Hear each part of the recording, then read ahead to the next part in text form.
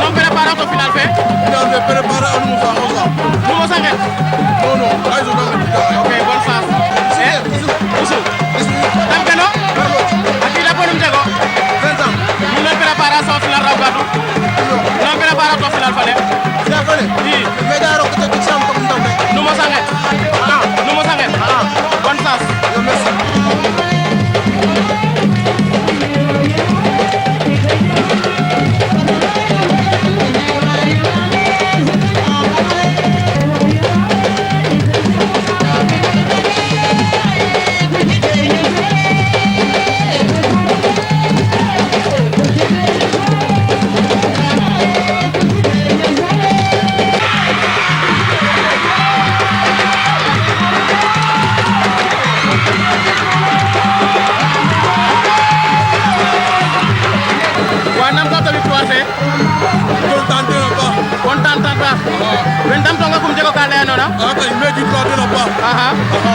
Den aussi ma fano ko mo lay kan Ma dal dom ñun ande ko nanu ne.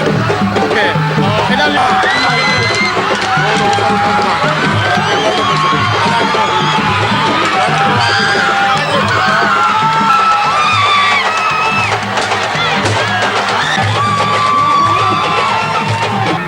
parce que na mun ka rek ande koy ñoro parce que fogum fa parce que lin alu sandi hermane ke ndoko dino fop hermane rokki duma de ndoko do mbare ba ko minay parce que kara fogum fa ti ande na lis kon ren imbala ba ko ba ko minay den e de lay na non ndax lu andana pa wala kel lay musul lay ne mo sey jeg bare ba mi ko dir ne ko so in gay Mamadou Diamné kan keno ah Diofior wa nun men préparation finale taf nam préparation finale fe ok Moussa xet foten Ma fa mun def lek. ma fa Joal genu Joal fa. Kida ponum ki jego 21 ans jega.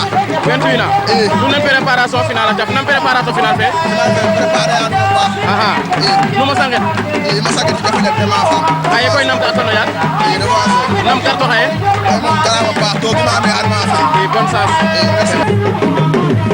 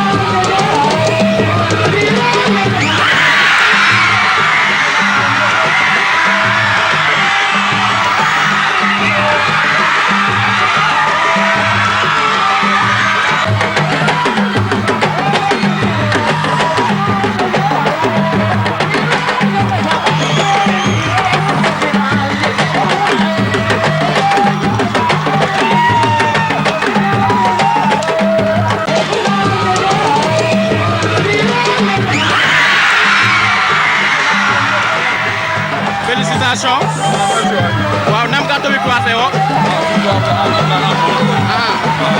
diki yak lalta ye wo wagun ndax ma faano a cafa dak mais lalta ye wo wagun ndax ma faano a cafa dak wa kum jego ka leyenona